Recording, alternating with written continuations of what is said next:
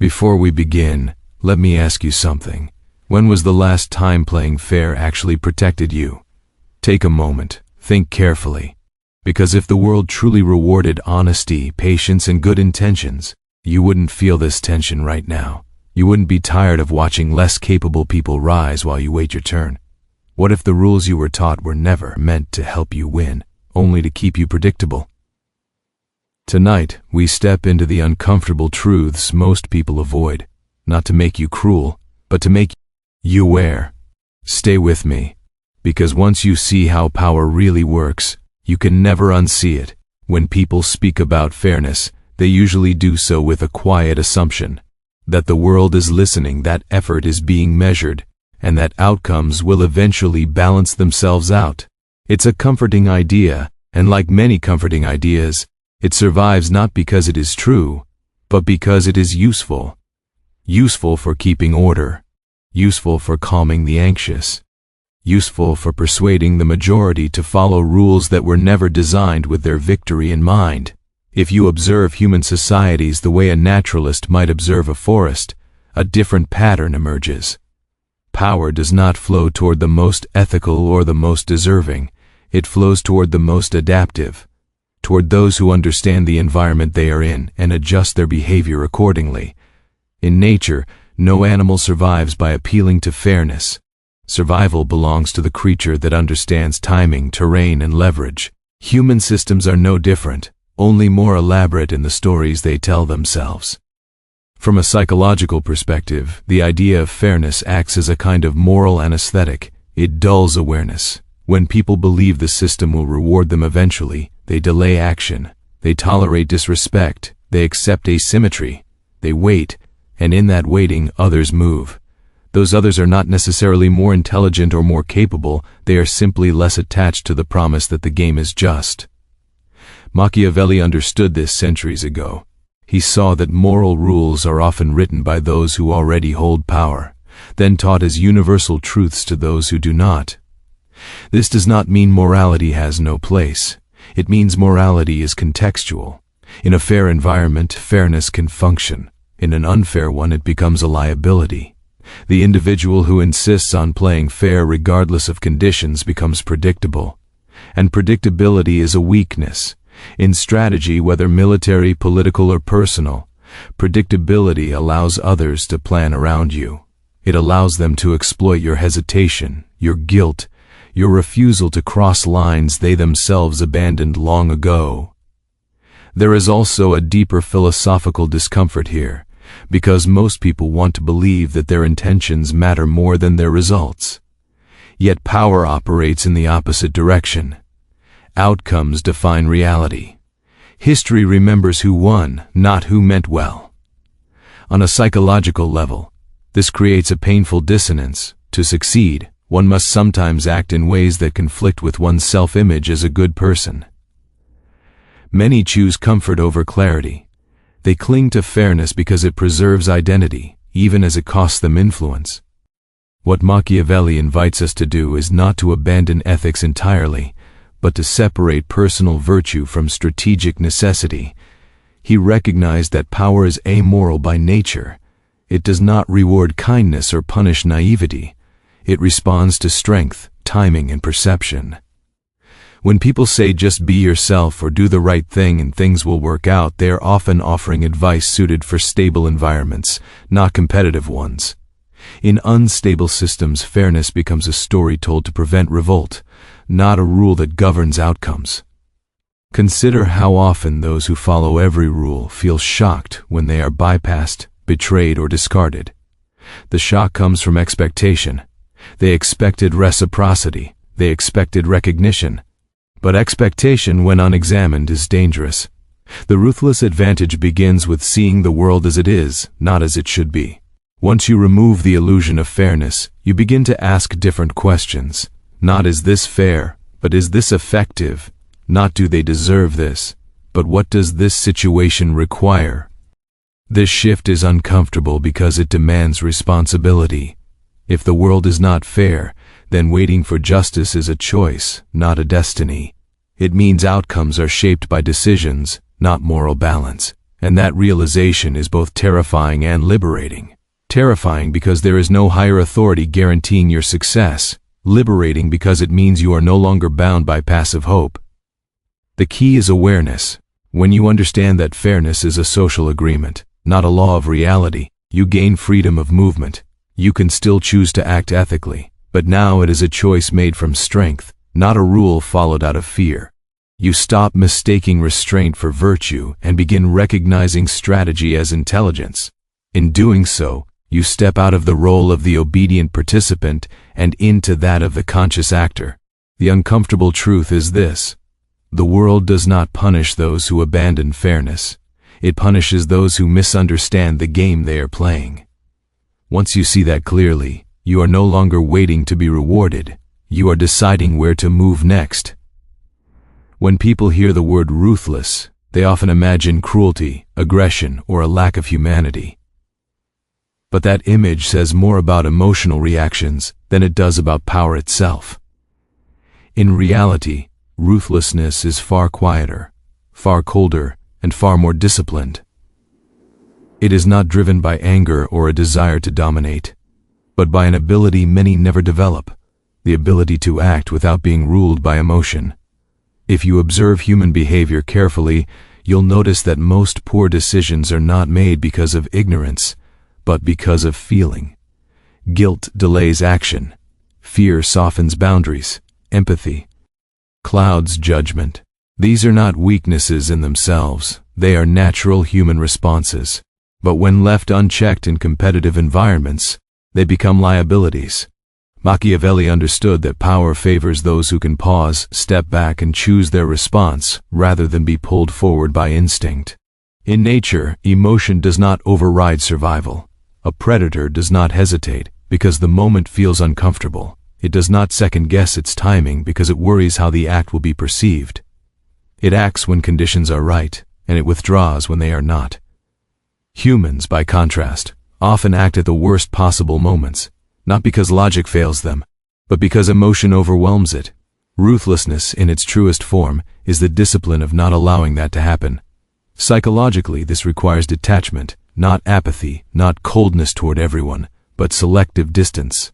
The ability to separate how you feel from what the situation demands. Many people confuse kindness with weakness because they have never learned when kindness should end. They give too much time, too many chances, too much access, long after the evidence suggests restraint is necessary. They call it loyalty or compassion, but often it is fear of conflict disguised as virtue. Machiavelli warned that excessive mercy can be more destructive than decisive severity. When boundaries are not enforced early, problems grow. When difficult choices are delayed, they rarely become easier, they become more costly. This is one of the great paradoxes of power. A short moment of controlled ruthlessness can prevent long-term chaos, while prolonged hesitation often multiplies harm. The emotionally detached leader, the strategist, the individual who can act cleanly and decisively, often appears harsh in the moment, but stabilizing in the long run. There is also an internal dimension to this. Emotional detachment is not just about how you treat others, it's about how you govern yourself. How often do people betray their own long-term interests because of a temporary feeling? Staying in relationships that drain them, accepting disrespect to avoid discomfort, sabotaging opportunities because confidence wavers at the wrong moment. Ruthlessness begins inward, with the refusal to let fleeting emotions dictate permanent outcomes. This does not mean suppressing emotion entirely. It means observing it without obeying it, feeling fear without retreating, feeling guilt without surrendering strategy, feeling empathy without forfeiting authority. This level of self-command is rare, which is precisely why it is powerful. Most people expect others to be reactive. When you are not, you become difficult to manipulate. Emotional detachment creates unpredictability, and unpredictability creates leverage. Philosophically, this challenges a deeply held belief that being a good person requires constant emotional transparency. In reality, power requires opacity. Not everyone deserves access to your inner world. Not every situation benefits from honesty in the moment. Machiavelli understood that showing too much feeling invites control by others who are willing to exploit it. The ruthless individual chooses when to reveal emotion and when to withhold it, understanding that self-regulation is not deception, but sovereignty. What often holds people back is the fear of being judged. They worry that decisive action will make them appear cold or unkind. But judgment is inevitable, and power has never belonged to those who try to please everyone. Emotional detachment frees you from that trap. When you stop seeking moral approval for every decision, you gain clarity. You begin to act based on consequence rather than consensus. And here is the quiet truth beneath it all. Ruthlessness is not about harming others, but about refusing to sacrifice yourself to your own emotions. It is about knowing when to let go, when to cut losses, when to move forward without apology. In a world that rewards decisiveness and punishes hesitation, emotional mastery is not optional. It is survival.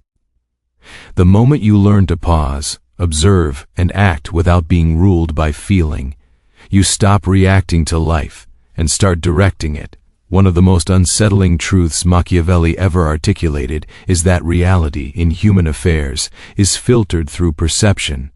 People do not respond to what is true, they respond to what appears to be true. This is not a flaw in society, it is a feature of human psychology. We are visual, narrative-driven creatures. We judge quickly based on limited information, and then defend those judgments as if they were facts. Power, therefore, does not live in truth alone. It lives in the story that survives. If you observe public life closely, politics, leadership, reputation, even personal relationships, you'll notice a consistent pattern. Those who insist on complete transparency often lose influence, while those who carefully manage how they are seen retain control. This is not because deception is noble, but because perception is unavoidable. You are always NG interpreted. The only real choice is whether you shape that interpretation deliberately or leave it to chance. Machiavelli advised rulers to appear virtuous rather than to be virtuous at all times, not because virtue is useless, but because visible virtue creates trust, and trust creates stability. At the same time, he warned that strict adherence to virtue in every situation limits action. Life presents moments where honesty weakens position, where openness invites attack, and where revealing one's true intentions too early allows others to counter them. In such moments, the individual who confuses sincerity with wisdom sacrifices leverage. Psychologically, this works because humans are comforted by symbols. We trust what looks familiar, respectable, and morally aligned with our values. We rarely investigate beneath the surface unless forced to. This allows those who understand perception to move freely beneath a carefully maintained exterior. They are not lying constantly, they are editing reality, choosing what to reveal and what to withhold. This is not manipulation for chaos, it is strategy for survival. There is a philosophical tension here that many struggle with. People want authenticity to mean full exposure, as if withholding parts of oneself is inherently dishonest. But authenticity without discretion is not integrity, it is recklessness. Not every truth needs an audience, not every intention should be announced. Power requires containment. Just as strength in nature is often hidden until necessary, human power is most effective when it is quiet. Consider how often people undermine themselves by oversharing, revealing doubts, fears, ambitions, or plans to those who have not earned that access. Information is a form of currency. Once given away freely, it cannot be retrieved. Machiavelli understood that secrecy is not immoral, it is protective. Those who survive and rise are not those who trust everyone, but those who trust selectively. This principle extends inward as well. Appearing confident even when uncertain, composed even when pressured, principled even when calculating. These are not acts of hypocrisy. They are acts of self-governance. The disciplined individual does not allow inner turbulence to dictate outward behavior. By controlling the image they project, they control how others respond, and therefore, how events unfold around them. There is also a strategic advantage in being underestimated. When others believe you are predictable, harmless, or overly principled, they lower their guard. They reveal themselves. They act carelessly. The person who understands perception allows others to misunderstand them deliberately. This creates space to maneuver. Machiavelli viewed this not as deceit for its own sake, but as a necessary response to a world where intentions are rarely rewarded, but outcomes always are. The danger lies not in appearing virtuous, but in believing your own performance. The ruthless individual never forgets the distinction between the mask and the self. They know who they are and what they are capable of, even while presenting something softer, simpler, or more agreeable to the world. This internal clarity prevents self-deception, which is far more damaging than deceiving others. Most people are trapped by the need to be seen as good. Powerful people are guided by the need to be effective. T does not mean abandoning values. It means understanding when values must be expressed openly and when they must be protected privately. The world is not a courtroom where truth automatically wins. It is a stage, and those who refuse to acknowledge that are still performing. They're just doing it badly.